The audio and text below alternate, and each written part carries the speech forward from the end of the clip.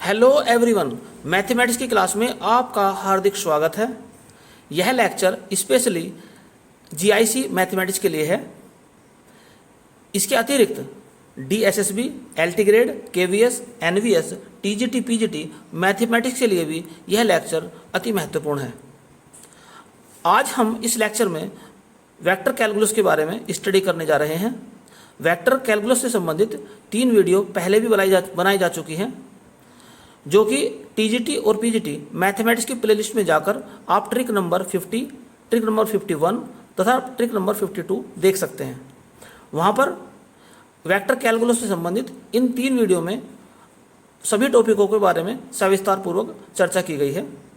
आज हम इस लेक्चर में वेक्टर कैलकुलस से संबंधित इस लेक्चर में आज हम स्पेशली जीआईसी से संबंधित क्वेश्चनों की स्टडी करेंगे, अर्थात जीआईसी में जो आने की संभावना है जिन क्वेश्चन की, उनके बारे में, और जो आ चुके हैं उनके बारे में हम इस लेक्चर में स्टडी करेंगे। तो आइए शुरू करते हैं। तो सबसे पहला टॉपिक चलता है इसमें वेलोसिटी एंड एक्सेलरेशन। तो किसी पार्टिकल की वेलोसिटी और एक्सेलरेशन किस प्रकार फाइंड की जाती है, इसके बारे में आज देखते हैं। तो वेलोसिटी का फॉर्मूला होता है dr/dt और एक्सेलरेशन का फॉर्मूला होता है dv/dt या d/dt और ब्रैकेट के अंदर है dr/dt या d²r/dt²। आइए इसी सिंपल ट्रिक से क्वेश्चन देखते हैं, एग्जाम में किस प्रकार से क्वेश्चन आए हैं या किस प्रकार से क्वेश्चन आने की संभावना है। तो पहला क्वेश्चन ये आपके सामने लिखा हुआ है, जो कि टीजीटी 2013 में आया था, और इस टाइप का क्वेश्चन जीआईसी में भी आ सकता है। तो क्वेश्चन कुछ इस प्रकार से है, a particle moves along the curve x is equal to e की power minus T, y is equal to 2 cos 3t और z दे रखा है z is equal to 2 sin 3t। Determine its velocity and acceleration vector. Also the magnitude of velocity and acceleration at the point t is equal to 0। तो t is equal to 0 पर हमें इसकी velocity और acceleration का magnitude find करना है। तो सबसे पहले यहां पर हम देखते हैं कि r क्या है। तो r वेक्टर होता है xi plus yj plus zk, और x, y और z की वैल्यूशन दी है।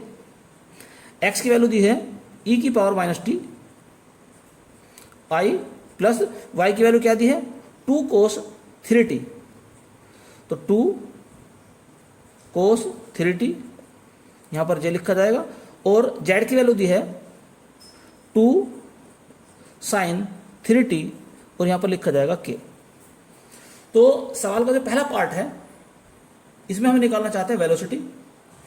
तो v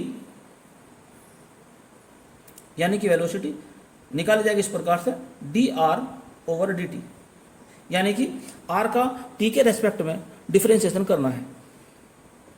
तो e की पावर माइनस टी का t के रेस्पेक्ट में डिफरेंशिएशन होता है माइनस e की पावर माइनस टी, और i तो बाहर है ही इसमें।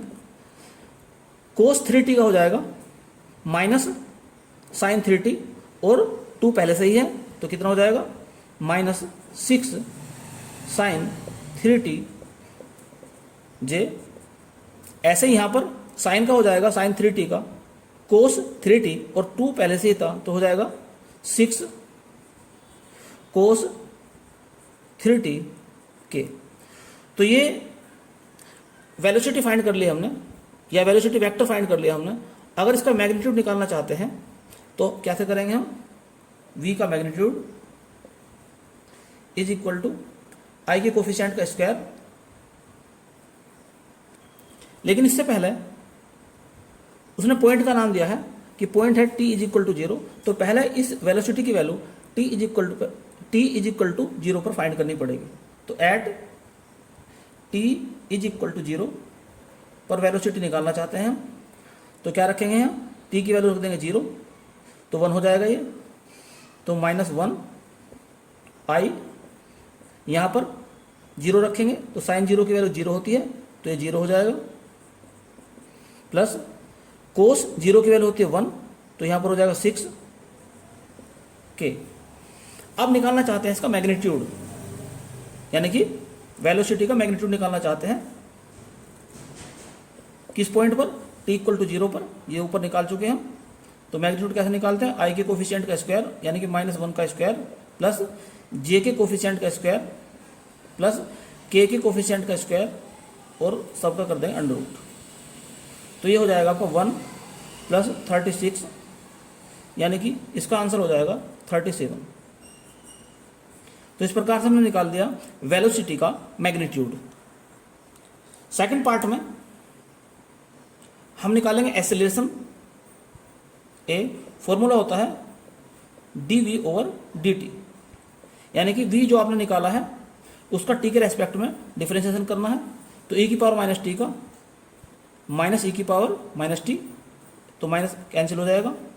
तो ये हो जाएगा आपका e की power minus T I plus यहाँ पर करेंगे तो ये हो जाएगा -18 cos 3t जे, ऐसे आगे हो जाएगा -18 sin 3t और यहाँ पर k। अब acceleration at the point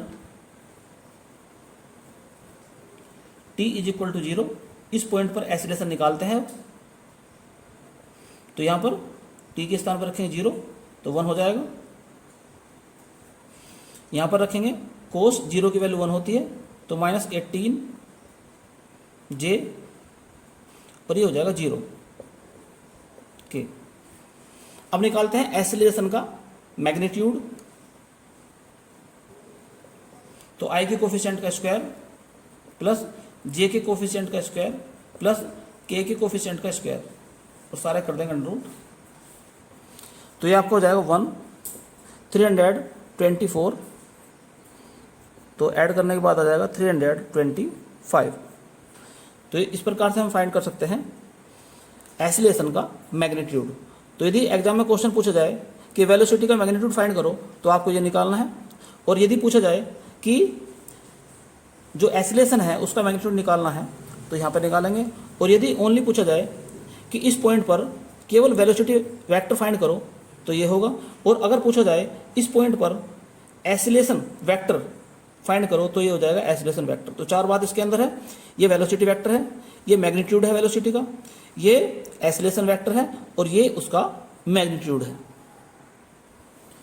next important question आपके सामने है जो कि GIC 2015 में आया था। R is equal to i cos NT plus J sine NT। तो निकालना क्या है यहाँ पर, R डॉट dr/dt, इसकी वैल्यू हमें फाइंड करनी है। तो R तो दिया ही आपके सामने, तो सबसे पहले निकालते हैं यहाँ पर dr/dt, यानी कि इसका t के रेस्पेक्ट में डिफरेंशिएशन करते हैं तो हो जाएगा माइनस का n साइन NT, आई तो बाहर इसमें रहेगा ही, यहाँ पर हो जाएगा n कोस NT और बाहर रहेगा j। अब निकालते हैं इनके डॉट। तो डॉट कैसे निकालते हैं अब जानते हैं। अगर कोई वेक्टर a दे रखा है a1i plus a2j plus a3k, एक दूसरा वेक्टर b दिया है b1i plus b2j plus b3k, तो डॉट किस प्रकार निकालते हैं। तो a डॉट b का फॉर्मूला होता है a1 b1 plus a2 b2 plus a3 b3। अब यहाँ पर k नहीं है तो 0 मान सकते हैं उसे, 0k, यहाँ पर भी 0k लिख सकते हैं। तो निकालते हैं इनकी डॉट। तो r डॉट dr/dt, तो i का कोफिशिएंट की मल्टीप्लाई करते हैं i के कोफिशिएंट से। तो कहने का अर्थ ये हो गया माइनस n साइन NT इंटू कोस NT प्लस, अब j के कोफिशिएंट की मल्टीप्लाई करेंगे j के कोफिशिएंट से, तो हो जाएगा n sine NT cos NT। अब k के कोफिशिएंट की बात करते हैं तो 0 इंटू 0, और यहाँ पर ये कैंसिल हो जाएंगे। तो इस प्रकार क्या देखते हैं हम कि r डॉट dr/dt इसकी वैल्यू आ जाएगी 0 और यही इसका फाइनल आंसर है। नेक्स्ट इंपॉर्टेंट क्वेश्चन आपके सामने है। इससे पहले क्वेश्चन में हमने निकाला था डॉट, अब की बार निकालना चाहते हैं क्रॉस। तो r दिया हुआ है तो क्या निकालेंगे, पहले dr/dt यानी कि माइनस का n cos nt i plus n cos nt j, यहाँ पर आएगा साइन, तो n साइन nt आएगा यहाँ पर आएगा cos, और चाहो तो यहाँ पर भी 0 k लिख सकते हैं और यहाँ पर भी 0 k लिख सकते हैं। अब इनकी निकालने क्रॉस, तो r क्रॉस dr/dt। क्रॉस निकालने का तरीका आप जानते हैं, i j k, r के यहाँ पे लिखेंगे r के जो कोफिशिएंट है, तो cos nt साइन nt और यहाँ पर 0। अब इसके लिखेंगे माइनस n साइन nt और यहाँ पर लिखेंगे n cos nt और यहाँ पर 0। अब इसका एक्सपेंशन करते हैं, तो i इस पर उंगली रखेंगे तो 0 हो जाएगा, माइनस 0, j इस पर उंगली रखेंगे 0 माइनस 0 प्लस k में आपको हो जाएगा, इस पर उंगली रखते हैं, इसकी मल्टीप्लाई इसमें करेंगे तो n cos square nt minus, और ये माइनस होने का प्लस हो जाएगा n साइन स्क्वायर nt। तो ये तो 0 हो गया, ये भी 0 हो गया, पहले दो तो 0 हो गए, केवल k रह गया, कॉमन निकल जाएगा n, अंदर हो जाएगा cos square nt plus sine square nt। आप जानते हैं cos square theta plus sine square theta 1 होता है, तो इस प्रकार से इसका आंसर आ जाएगा n k, यही इसका फाइनल आंसर है। नेक्स्ट टॉपिक चलता है gradient of a scalar field. कोई स्केलर फील्ड है f, उसका ग्रेडियंट कैसे निकालते हैं। तो इसका ग्रेडियंट समझने से पहले आप डेल के बारे में समझें। तो डेल होता है i del over del x plus j del over del y plus k del over del z। तो इस प्रकार से ये जो डेल है इसका ये फॉर्मूला है। तो ग्रेड f का फॉर्मूला हो जाता है, ग्रेड के स्थान पर रख देंगे डेल, तो डेल f हो जाएगा। तो यहाँ पर भी इन सब में f आ जाएगा, तो i del f over del x plus j del f over del y plus k del f over del z। Actual में जो ग्रेड f है ये एक वेक्टर है जो दी हुई सरफेस है, सरफेस की इक्वेशन है f is equal to constant. तो ये जो सरफेस की इक्वेशन दे रखी है ये इस पर एक इसके नॉर्मल का एक वेक्टर है। अगर हम इस वाले पॉइंट पर निकालना चाहते हैं तो जो ग्रेड निकलेगा उसमें x, y और z के स्थान पर x1, y1, z1 अर्थात जो पॉइंट दिया हुआ है वो रख देंगे। तो इस प्रकार से हमें सरफेस पर नॉर्मल वेक्टर प्राप्त हो जाएगा। और मान लिया जाए कि ये नॉर्मल वेक्टर जो है n है, तो ग्रेड f की वैल्यू क्या हो जाएगी, n हो जाएगी।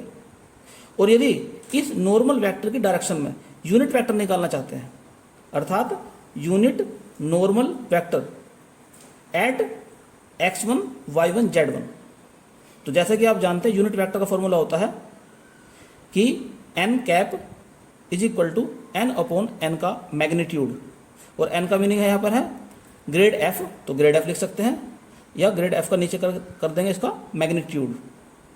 तो इस प्रकार से हम नॉर्मल वेक्टर निकाल सकते हैं और यूनिट नॉर्मल वेक्टर निकाल सकते हैं किसी भी दिए हुए पॉइंट पर और किसी दी हुई सरफेस पर। तो आइए देखते हैं इससे संबंधित एग्जाम में क्वेश्चन किस प्रकार से पूछे जाते हैं। तो इस टॉपिक से संबंधित इंपॉर्टेंट क्वेश्चन आपके सामने है। क्वेश्चन इस प्रकार से है, a vector which is normal to the surface at the point this. तो वह वेक्टर फाइंड करना है जो इस सरफेस के नॉर्मल हो, अर्थात इस सरफेस के परपेंडिकुलर वेक्टर में फाइंड करना है। यूनिट वेक्टर नहीं निकालना, सिंपल वेक्टर निकालना है।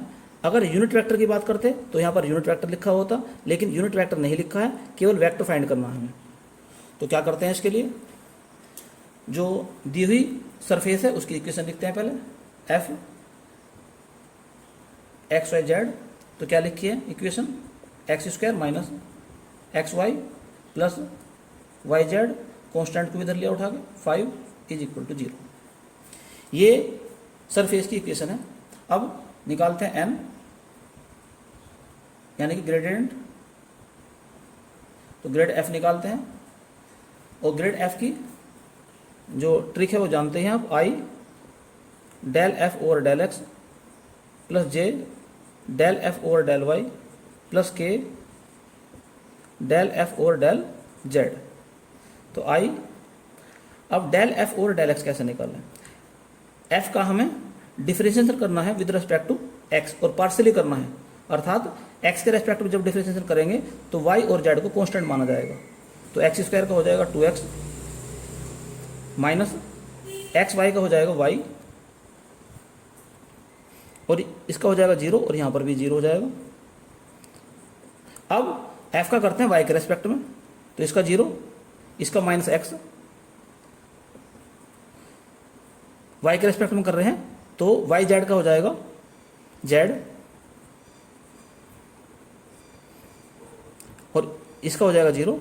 अब करते हैं z के रेस्पेक्ट में, ये भी 0 ये भी 0, केवल यहाँ पर बचेगा y। अब वेक्टर निकालना है हमें इस पॉइंट पर, तो पॉइंट दे रखा है उसने, तो eight the point one two three, अर्थात यहाँ पर रख देंगे x के स्थान पर 1, y के स्थान पर 2 और z के स्थान पर रख देंगे यहाँ पर हम 3। तो n की वैल्यू क्या मिलेगी, तो i 2 इंटू एक्स के स्थान पर रखेंगे 1 माइनस y 2, j x के स्थान पर 1, z के स्थान पर 3 प्लस k y के स्थान पर 2। तो क्या मिल जाएगा हमें यहाँ से, i ये हो जाएगा 0, j ये हो जाएगा 2 प्लस k ये हो जाएगा 2। तो इस प्रकार से जो आंसर आ गया इसका 2j प्लस 2k इसका आंसर आ गया, यानी कि इसका बी ऑप्शन सही है।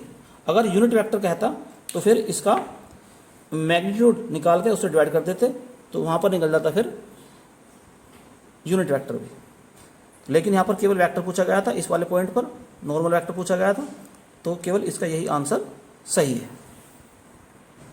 तो नेक्स्ट इंपॉर्टेंट क्वेश्चन आपके सामने है, find a unit normal vector. तो अब की बार पूछा गया है यूनिट नॉर्मल वेक्टर, इससे पहले क्वेश्चन में था केवल नॉर्मल वेक्टर, तो अब की बार यूनिट नॉर्मल वेक्टर पूछा गया है और सरफेस की इक्वेशन दी गई है और पॉइंट दिया गया है।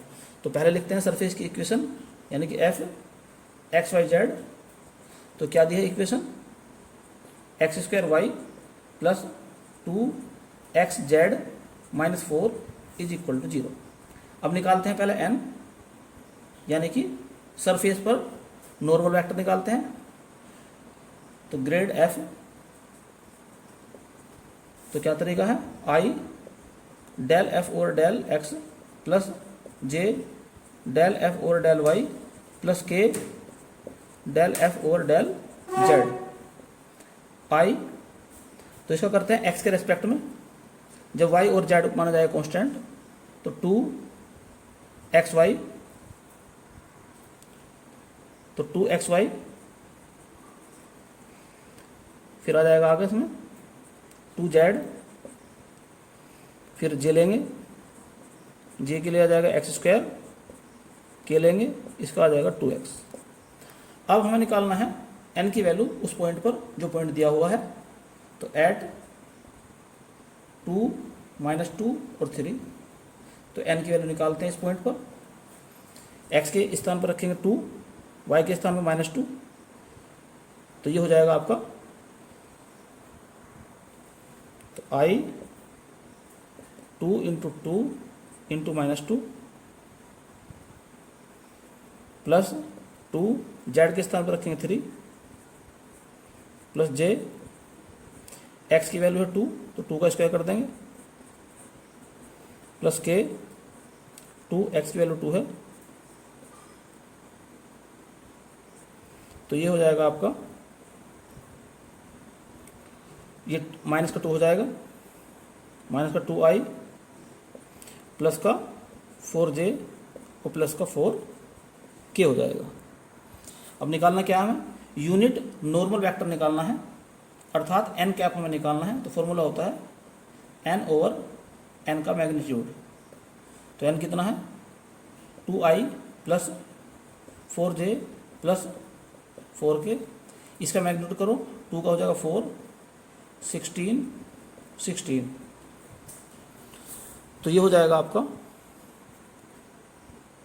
-2i plus 4j plus 4k, और ये हो जाएगा आपका 36 का रूट 6 हो जाएगा, या इसे लिख सकते हैं हम माइनस का 1/3i प्लस का 2/3j प्लस 2/3k। यहाँ पर एक इम्पोर्टेंट बात और समझिए कि जैसे ये सरफेस दे रखा है, तो ये n कैप जो है ये है, लेकिन अगर अपोजिट डायरेक्शन की बात करें तो ये भी यूनिट नॉर्मल वेक्टर ही है। तो यानी कि इसका आंसर ये भी हो सकता है, और दूसरा आंसर इसका ये हो सकता है कि ये सारे चिन्ह चेंज कर दो, तो 1/3i माइनस 2/3j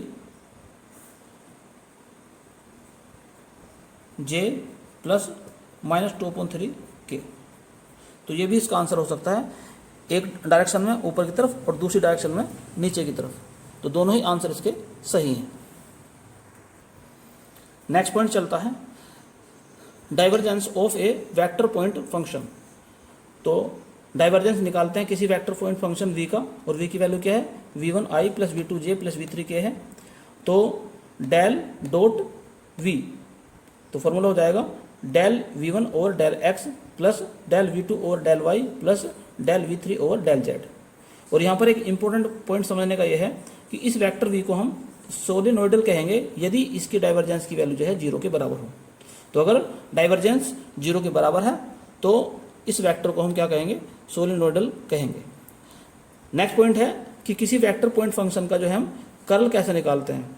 तो वेक्टर जो पॉइंट फंक्शन है वो क्या दे रखा है, f1i plus f2j plus f3k दे रखा है। तो इसका निकालना है कर्ल, और कर्ल का अर्थ होता है कि जो डेल है इसका f के साथ में क्रॉस करेंगे।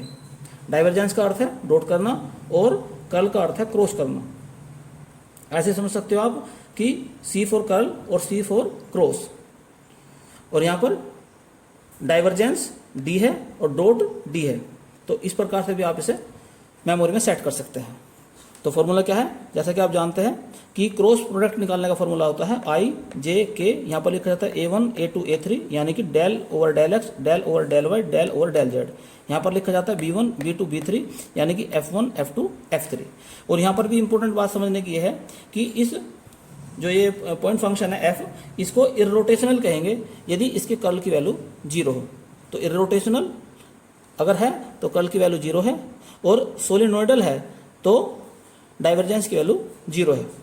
तो सोलेनोइड D हो गया, तो डॉट आया, तो यानी कि डॉट उसकी 0 हो जाएगी, और इररोटेशनल के अंदर जो है कर्ल यानी क्रॉस उसकी 0 के बराबर होगी। तो आइए देखते हैं एग्जाम में किस प्रकार से क्वेश्चन इस टॉपिक से आते हैं। नेक्स्ट इंपॉर्टेंट क्वेश्चन आपके सामने है जो कि GIC 2015 में आया था। If f is equal to x square y i plus y square z j minus z square x k, तो हमें इस f का कर्ल फाइंड करना है, और पॉइंट दिया है 1 2 3। इस पॉइंट पर हमें कर्ल इसका फाइंड करना है। तो क्या फॉर्मूला है, कर्ल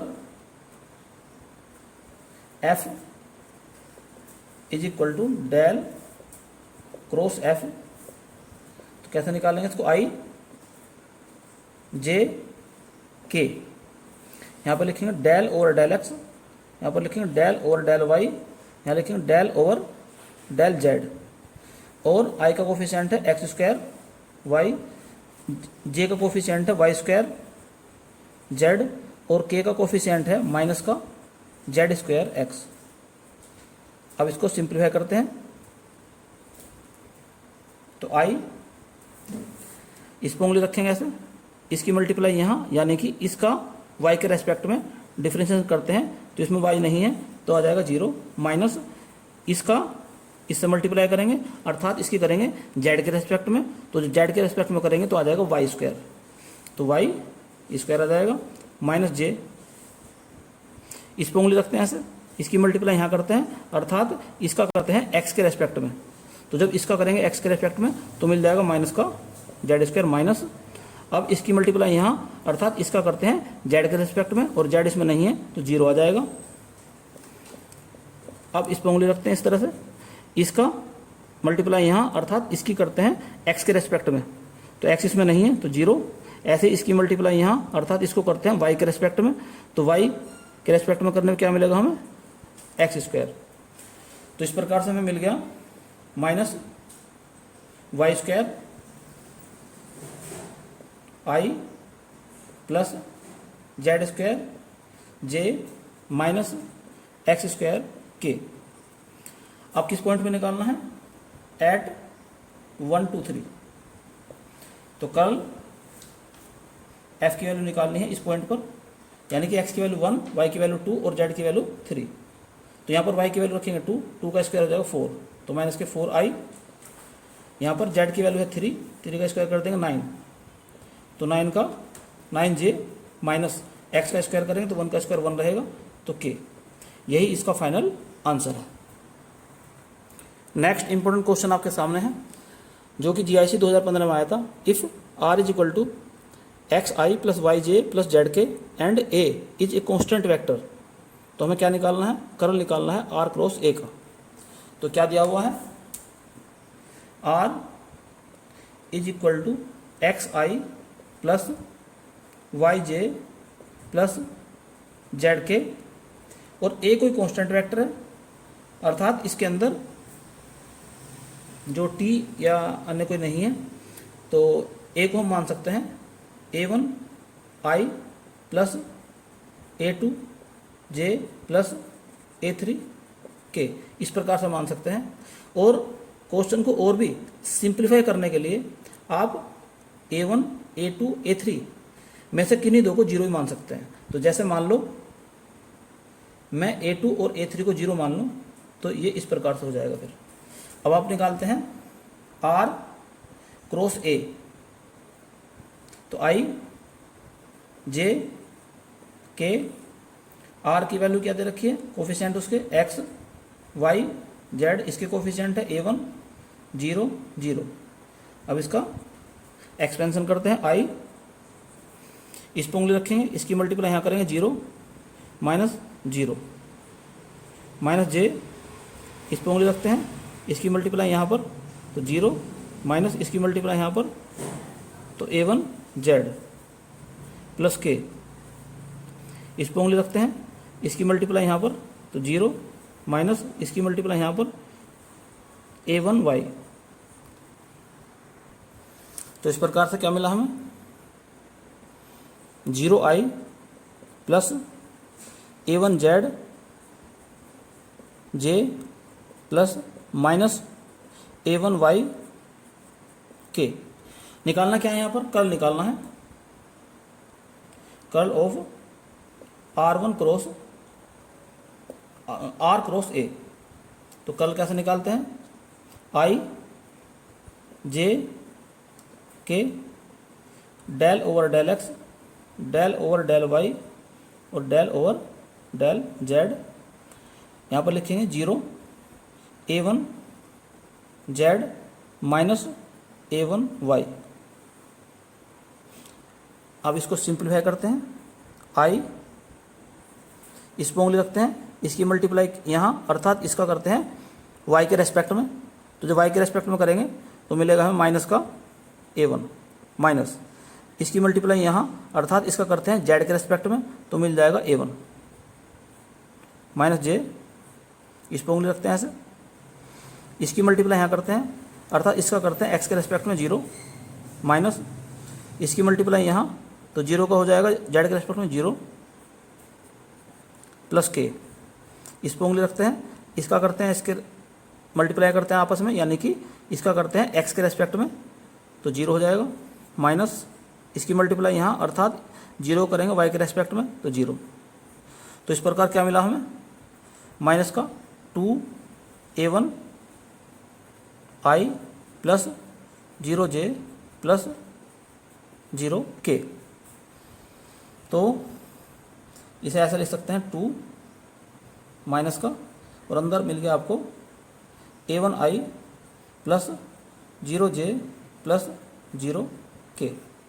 और ये जो है ये a है, तो इस प्रकार से इसका आंसर आ जाता है माइनस का 2a, अर्थात इसका ऑप्शन बी सही है। नेक्स्ट इंपॉर्टेंट क्वेश्चन आपके सामने है। f दिया है और ये कहा कि f जो है सोलिनोइडल है, तो a की वैल्यू फाइंड करनी है। तो सोलिनोइडल के लिए क्या करते हैं, तो सबसे पहले इसका डाइवर्जेंस निकालते हैं। तो डाइवर्जेंस f यानी कि del over del x, i के कोफिशिएंट का डिफरेंशिएशन करेंगे x प्लस 3y, तो डेल ओवर डेल y। अब इसका करेंगे j के कोफिशिएंट का y माइनस 2z, फिर प्लस में डेल ओवर डेल z, जो k का कोफिशिएंट है x माइनस a z। तो यहाँ पर x के रेस्पेक्ट में करते हैं तो मिलेगा 1 प्लस 0, यहाँ पर y के रेस्पेक्ट में 1 माइनस 0 प्लस z के रेस्पेक्ट में 0 माइनस a। तो इस प्रकार क्या देखते हैं हम, 2 माइनस a आ गया। अब क्वेश्चन के अकॉर्डिंग f जो है क्या है, सोलिनोइडल है, इसलिए डाइवर्जेंस f की वैल्यू हो जाएगी 0, यानी कि 2 minus a is equal to 0। तो इस तरह से a का मान निकल कर आ जाएगा 2, और यही इसका फाइनल आंसर है। नेक्स्ट इंपॉर्टेंट क्वेश्चन आपके सामने है। इसमें कहा गया है a और b दो इर्रोटेशनल वेक्टर हैं। तो इर्रोटेशनल का मतलब होता है कि curl a is equal to 0 तथा curl b is also equal to 0। अब निकालना है डाइवर्जेंस a क्रॉस b। एक फॉर्मूला होता है, a क्रॉस b का फॉर्मूला होता है b dot curl a minus a dot curl b। ये फॉर्मूला आपको लर्न करना है। अब इसमें वैल्यू पुट करते हैं तो क्या मिलेगा, b डॉट कर्ल a की value 0 minus a dot curl b की वैल्यू 0। तो इस प्रकार से आंसर आ गया इसका 0, अर्थात इसका डी ऑप्शन सही है। यहाँ पर नोट पॉइंट में एक बात और याद रखनी है कि a क्रॉस b की जो डाइवर्जेंस है वो 0 आई है। तो इस प्रकार से ये कह सकते हैं कि वेक्टर जो a क्रॉस b वेक्टर है, ये कैसे वेक्टर होगी, सोलिनोइडल।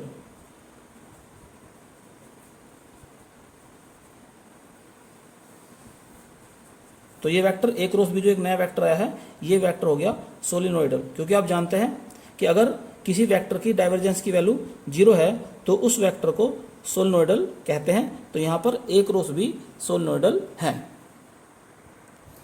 नेक्स्ट इंपॉर्टेंट क्वेश्चन है कि डेल r की वैल्यू फाइंड करनी है, और इसकी वैल्यू क्या आती है निकल कर, vector r upon vector r का मैग्नीट्यूड। तो कैसे निकालते हैं इसको, हालांकि आपको डायरेक्ट रिजल्ट याद रखना चाहिए, लेकिन फिर भी आपको पता जाएगा कैसे निकालते हैं इसको। तो r क्या होता है, r होता है आपका x i y j plus z के, इसे इक्वेशन नंबर 1 मान लो। और r का जो मैग्नीट्यूड है स्मॉल, यानी कि बिना वेक्टर का जो r है ये होता है x square plus y square plus z square का अंडर रूट। या यूँ कहें कि r square is equal to x square plus y square plus z square. इसे बात नंबर हम 2 डाल सकते हैं। अब इसका करते हैं partial differentiation with respect to x. तो del over del x r square, तो del over del x x square plus y square plus z square. तो इसका हो जाएगा 2r del over del x, यहाँ पर हो जाएगा 2x। तो 2 से 2 कैंसिल हो जाएगा। तो del r over del x की वैल्यू आ जाएगी x अपॉन r।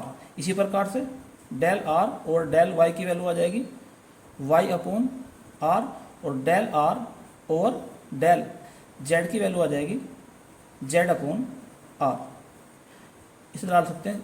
तीसरी बात है, अब हमें एक्चुअल में करना क्या है, यहाँ पर हमें जो है इसकी वैल्यू निकालनी है,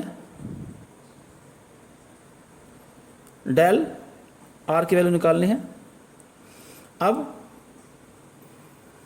फॉर्मूला क्या होता है, i del r over del x plus j del r over del y plus k del r over del z होता है। तो i del r over del x ये है x upon r plus j del r over del y ये है y upon r plus k और del r over del z ये है आपका जेड अपॉन आर, या इसे लिख सकते हैं x i plus y j plus z के अपॉन आर। और x i plus y j plus z के ये क्या है आपका, ये आर है, तो आर अपॉन आर। तो इस प्रकार से हमने देखा कि डेल आर की जो वैल्यू होती है वो vector r upon vector r का मैग्नीट्यूड होती है। ये आपका फॉर्मूला आपको लर्न करना है। नेक्स्ट इंपॉर्टेंट रिजल्ट है कि डाइवर्जेंस आर की वैल्यू जो है 3 के इक्वल होती है। इसको भी चेक करते हैं। आर का मीनिंग होता है x i plus y j plus z के, इक्वेशन नंबर 1 मान लो, और आर स्क्वायर का मीनिंग हो जाएगा x square plus y square plus z square. इस पर डाल सकते हैं इक्वेशन नंबर 2। अब निकालना है डाइवर्जेंस, तो डाइवर्जेंस आर निकालना है, यानी कि i del over del x plus j del over del y plus k del over del z dot r की वैल्यू रख दो x i plus y j plus z k. अब dot निकालने की ट्रिक ये होती है कि इसकी सिंपल मल्टीप्लाई इसमें करेंगे, आई गायब हो जाएंगे, यानी कि del x over del x del y over del y del z over del z 1 1 1। तो इस प्रकार से क्या देगा हमने कि डाइवर्जेंस आर की वैल्यू 3 के इक्वल आई है। और याद रखने की बात क्या है, तो इससे पहला क्वेश्चन था उसमें आर के ऊपर वेक्टर नहीं था, अर्थात वह आर का मैग्नीट्यूड था, लेकिन यहाँ पर आर के ऊपर वेक्टर है, अर्थात ये एक वेक्टर क्वांटिटी है। नेक्स्ट इंपॉर्टेंट रिजल्ट है कि कर्ल आर की वैल्यू 0 के बराबर होती है। इसे भी चेक करते हैं। तो r is equal to x i plus y j plus z k. अब निकालते हैं इसका। और डेल की मीनिंग क्या है, डेल का अर्थ होता है i del over del x j del over del y plus k del over del z. अब निकालते हैं कर्ल आर, यानी कि डेल क्रॉस आर। और क्रॉस निकालने का ट्रिक आप जानते ही हैं, i j k del over del x del over del y del over del z. और यहाँ पर लिखा जाएगा एक्स वाई जेड। अब क्या काम करेंगे, आई इस पर उंगली रखते हैं, इसकी मल्टीप्लाई यहाँ अर्थात जेड का करते हैं वाई के रेस्पेक्ट में, तो 0 आ जाएगा, माइनस इसकी मल्टीप्लाई यहाँ अर्थात वाई का करते हैं जेड के रेस्पेक्ट में, तो 0 माइनस जे, इस पर उंगली रखते हैं, इसकी मल्टीप्लाई यहाँ अर्थात जेड का करते हैं एक्स के रेस्पेक्ट में, तो 0 माइनस इसकी मल्टीप्लाई यहाँ अर्थात एक्स का करते हैं जेड के रेस्पेक्ट में, तो 0 प्लस के, इस पर उंगली रखते हैं, इसकी मल्टीप्लाई यहाँ अर्थात वाई का करेंगे एक्स के रेस्पेक्ट में, तो 0 माइनस इसकी मल्टीप्लाई यहाँ अर्थात एक्स का करते हैं वाई के रेस्पेक्ट में, तो 0। तो इस प्रकार से क्या आंसर आ गया इसका, 0i plus 0j plus 0k, या यूँ कहें कि कर्ल आर की वैल्यू हो जाएगी 0।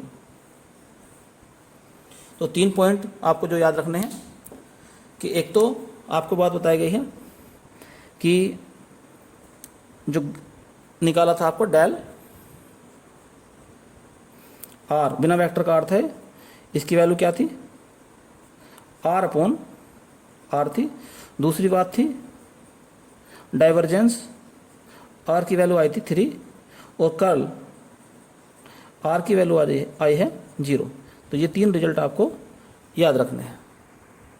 तो उम्मीद करता हूँ आज के सभी पॉइंट आपको अच्छी तरह समझ में आ गए होंगे। और अधिक जानकारी के लिए यानी कि वेक्टर कैलकुलस की और अधिक जानकारी के लिए आप टीजीटी और पीजीटी मैथमेटिक्स की जो प्ले लिस्ट है उसमें ट्रिक नंबर 50, 51 और 52 3 वीडियो वहाँ पर हैं, तो आप उन्हें वहाँ पर देखें तो आपको और भी अधिक सारी चीज़ें क्लियर हो जाएंगी। तो यदि यह वीडियो आपको अच्छी लगी हो तो इसे लाइक और शेयर भी करें, और यदि चैनल को आपने अभी तक सब्सक्राइब नहीं किया है तो चैनल को सब्सक्राइब कर लें और साथ ही साथ बेल आइकन का बटन भी दबा दें ताकि समय समय पर आपको नई नई और महत्वपूर्ण जानकारियाँ प्राप्त होती रहें। धन्यवाद।